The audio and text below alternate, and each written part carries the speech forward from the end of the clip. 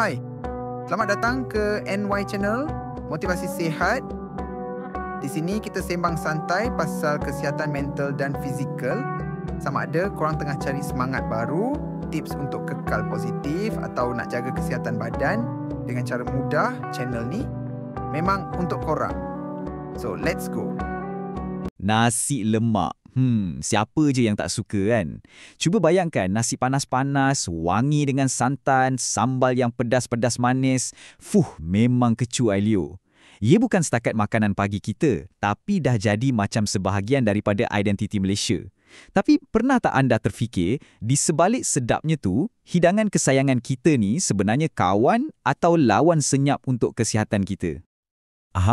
Ini soalan cepu mas dia. Kita semua memang sayang gila kat nasi lemak. Tapi kita pun sayang juga kesihatan kita kan? Jadi perlu ke kita pilih salah satu? Atau ada cara untuk kita dapatkan kedua-duanya sekali? Jom kita siasat sama-sama.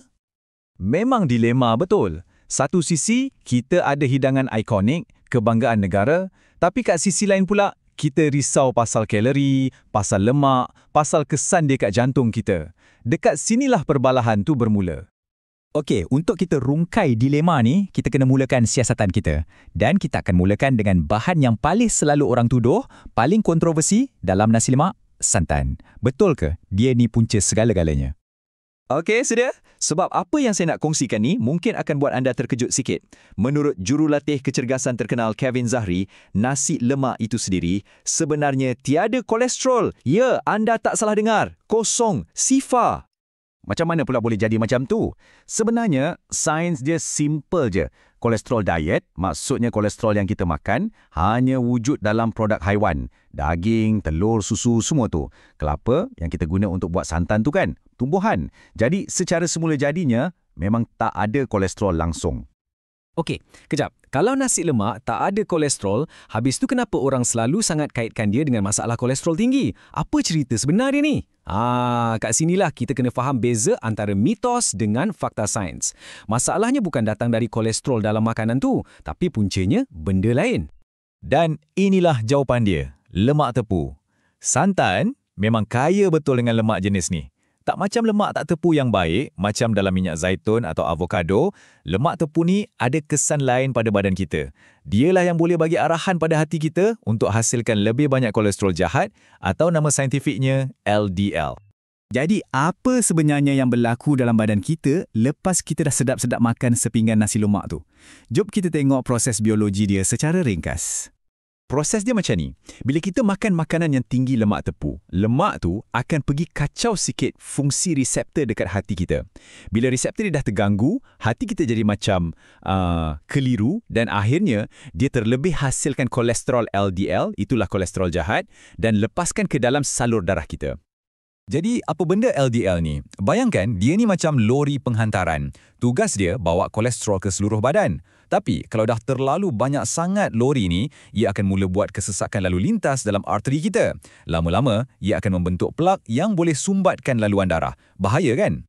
Dan jangan main-mainnya, kesannya sangat besar. Satu kajian besar oleh Cochrane mendapati, dengan hanya kurangkan pengambilan lemak tepu, kita boleh turunkan risiko penyakit jantung sebanyak 21%. Itu angka yang sangat-sangat besar. Okey, dah habis bab sains yang pening-pening sikit tu, sekarang jom kita masuk bab yang paling best. Apa yang kita boleh buat? Macam mana kita nak nikmati nasi lemak dengan lebih bijak? Kita akan tengok beberapa tips power yang dikongsi oleh komuniti peminat makanan sendiri.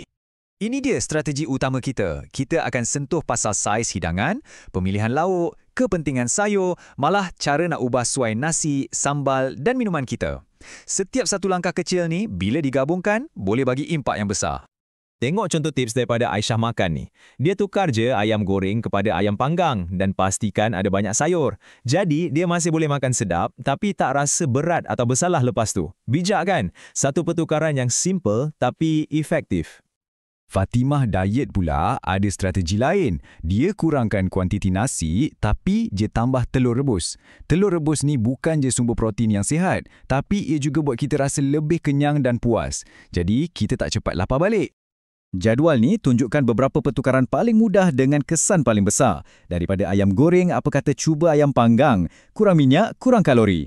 Nasi pula daripada sepinggan penuh, cuba hadkan kepada saiz segenggam penumbuk. Dan minuman tu, teh tarik memang sedap, tapi air kosong lagi bagus. Pilihan-pilihan kecil macam inilah yang akan buat perbezaan. Untuk yang betul-betul serius, kita boleh godam atau hack komponen paling utama dalam nasi lemak tu sendiri, iaitu nasi dia. Cuba masak dengan kurangkan santan. Atau lagi best, ada kajian dapati kalau kita ganti sikit santan tu dengan susu soya, ikut nisbah 75% santan, 25% susu soya, rasanya masih sedap dan diterima ramai, tapi kandungan lemak tepu dia berkurang. Jadi lepas kita dah tengok dari sudut sains dan kita dah kutip tips-tips daripada komuniti, apa rumusan akhir kita? Apa keputusannya? Kesimpulan dia sebenarnya mudah aja. Nasi lemak itu sendiri bukanlah musuh kita. Musuh sebenar adalah tabiat dan cara kita makan. Saiz hidangan yang melampau, lauk pauk yang berminyak dan kekerapan kita makan tu. Jadi kuncinya bukan berhenti makan, tapi makan dengan bijak dan bersederhana. So, sekarang rahsianya dah ada di tangan anda. Dengan ilmu dan sedikit kreativiti, anda sebenarnya boleh ubah suai nasi lemak jadi hidangan yang bukan je sedap, tapi lebih mesra kesihatan. Jadi soalan saya untuk anda, untuk nasi lemak anda yang akan datang, apa pengubahsuaiannya anda akan buat? Selamat mencuba dan nikmatilah dengan bijak.